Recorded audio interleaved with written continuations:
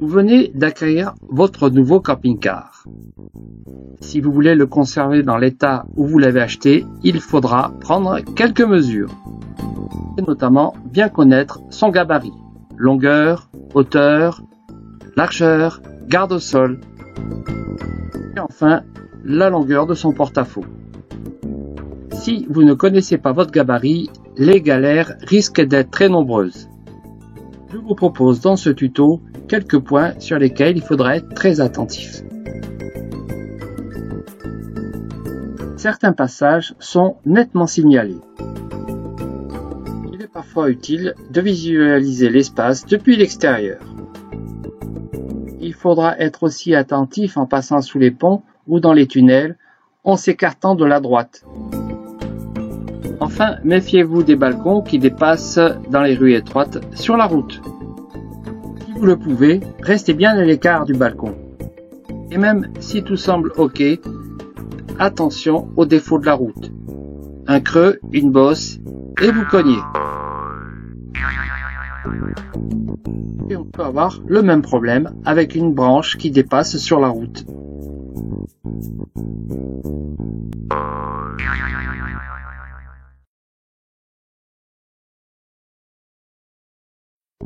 Vous êtes bien rangé dans votre coin et vous voulez faire demi-tour. Vous avez repéré les obstacles et vous avez de la place pour vous engager. Malgré ces conditions qui semblaient bonnes, vous risquez de cogner. Dans ce cas, il vaut mieux faire une marche arrière, se dégager de l'obstacle et reprendre son demi-tour.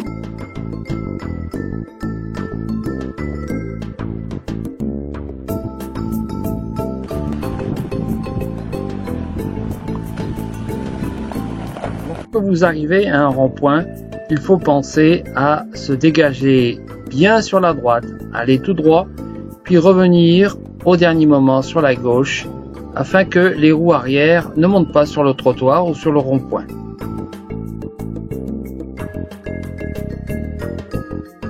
Pour les mêmes raisons, lorsque vous arrivez à un virage à gauche, pensez à bien rester à droite. De même, lorsque le virage est à droite, pensez à le prendre large afin d'éviter que les roues arrière ne cognent sur le bas-côté. D'autant plus que vous pouvez être surpris par un obstacle qui était invisible. Pensez toujours qu'un autre véhicule peut arriver en face. Il faut alors s'arrêter et le laisser passer, c'est préférable. Vous vous engagez ensuite lorsque la voie est libre. Avec un véhicule très long, la difficulté en ville, c'est d'arriver à tourner dans une rue perpendiculaire. Les manœuvres deviennent complexes, mais possibles. Il faut alors faire attention de ne pas monter sur les trottoirs, voire de cogner sur des objets qui s'y trouveraient. Or que cela reste possible si la circulation le permet et que vous ne créez pas de bouchons.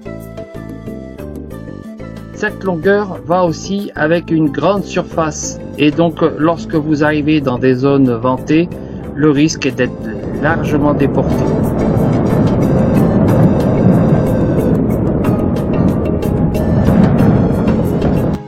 Votre porte-à-faux peut vous poser problème. Certaines situations nécessitent d'être très attentif. Par exemple ici, lorsque vous montez dans un ferry. Dans ce cas, le passage est facile. Ce n'est pas toujours le cas. Il se peut que l'angle soit fermé. Vous risquez de toucher. De la même façon, la question se pose lorsqu'on sort du ferry.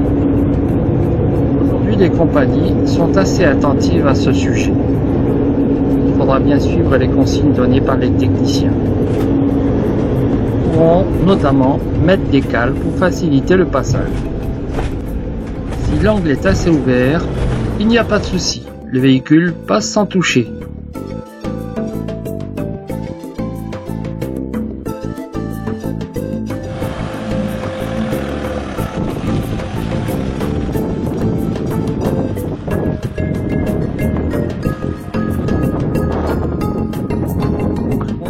attention à cette pente plus raide.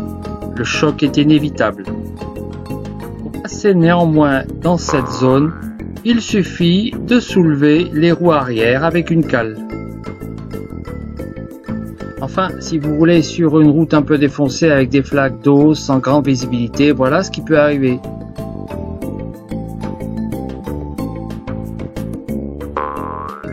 Le résultat est peut-être impressionnant, mais heureusement facile à réparer. À ce propos, je vous engage à aller visiter notre tuto « Poser une barre de protection pour son porte-à-faux ». Nos camping-cars sont plus larges qu'un véhicule ordinaire. Parfois, le passage est limite, comme c'est le cas ici sur les autoroutes.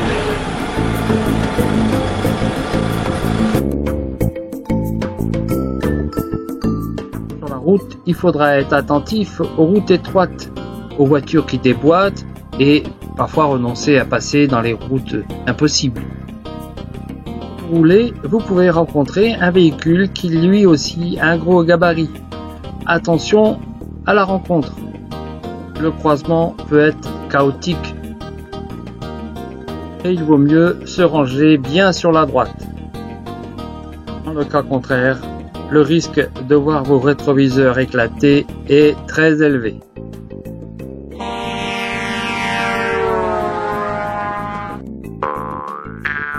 Même avec un véhicule plus petit, il vaut mieux être prudent, ralentir et se ranger sur la droite aussi.